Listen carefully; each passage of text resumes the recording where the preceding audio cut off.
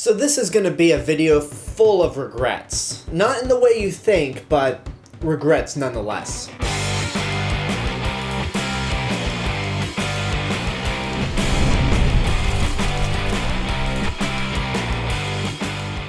Hey everyone, it's Alex the Real Mr. Robinson, and this is my review for John Wick Chapter 3, Parabellum. And if you don't know what that word means, Parabellum, it's Latin for prepare for war. But anyway, this is the third John Wick movie starring Keanu Reeves, and this one follows the super assassin as he is on the run from the very organization that he works for, and has a $14 million contract on him, where every assassin in the world's looking for him now. And basically it's up for him to clear his name. Pretty simple. I assume if you've seen the other movies, because I had a difficult time following this plot. Now, let me first address something. I had only seen the very first John Wick movie a couple days ago, and one of my biggest regrets is not seeing this movie in the theater, because damn is it so good. The music's great, the cinematography and action is so incredible, very well choreographed. Keanu Reeves is great with very little dialogue, and I'm a dog lover, and anytime a dog is killed, I'm rooting for the bad guys to get killed even more. It's a fantastic action movie, and I wanted to see John Wick Chapter 2 before seeing this new one, but unfortunately I didn't have the time to see it because I'm making so many Godzilla videos that my priorities are set somewhere else. So unfortunately I didn't see John Wick Chapter 2, which probably explains why I had a difficult time following the plot to Chapter 3. The plot is kind of difficult to follow if you're just coming into this series new and having missed some of the movies like I did. It feels like when I watched the Raid 2 at Sundance without seeing the original Raid, I just went into John Wick Chapter 3 going, I feel like I missed something. And supposedly I did, so this is totally on me. This is not a criticism towards the movie at all, although I will say that the movie does run for a little too long. I feel like 2 hours and 12 minutes for this kind of movie is just too long. I felt like it should have been shorter, and there were a few points where I just found myself to be bored. But just as those moments happen, the action scenes start kicking in, and holy crap, are these action scenes incredible. I mean, I love the action in the first John Wick movie, but this one just takes it to a whole new level, and I'm curious to see how the action scenes in Chapter 2 hold up.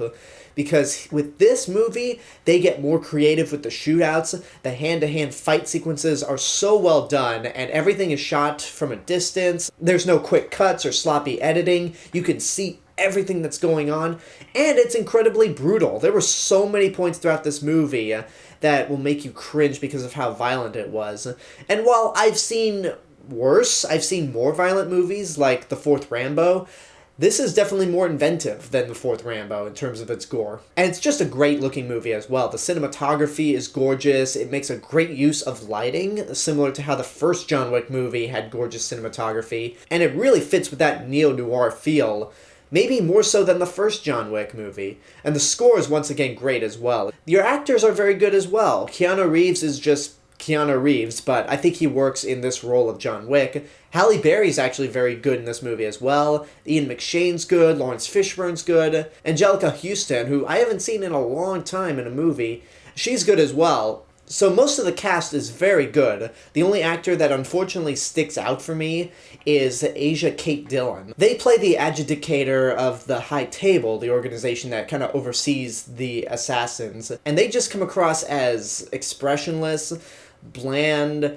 and just flat all around, considering that everyone else actually have personalities. And for those of you who keep wondering why I'm addressing this actor as they, it's because Asia Kate Dillon is a non-binary actor and uses a singular they when describing them. So to sum things up, I really dug this movie even though I was confused by the plot. Again, that's on me because apparently this series of movies takes place within a month of each other, so it's required that I watch Chapter 2. And maybe my opinions on this movie will be higher if I watch Chapter 2. Maybe I'll be less confused by the plot and what's going on. I'll definitely let you guys know through the Stardust app what my thoughts are on Chapter 2 when I see it, but right now, just having seen the first movie and this one, I'd say this is good, but not great. The action scenes are more than enough to make up for the very confusing plot and overly long runtime for me. And there you go, that's my review for John Wick Chapter 3, Parabellum. Now I want to know what your guys' thoughts are on this movie. If you've seen it, what did you think? Which of the John Wick movies are your favorite? Let me know in the comments below. And until next time, I hope you enjoyed this review. Don't forget to subscribe to the channel, give this video a like, and of course leave a comment. Don't forget to support my Patreon page, follow me on social media, and until next time, this is the real Mr. Robinson telling you, there is only one.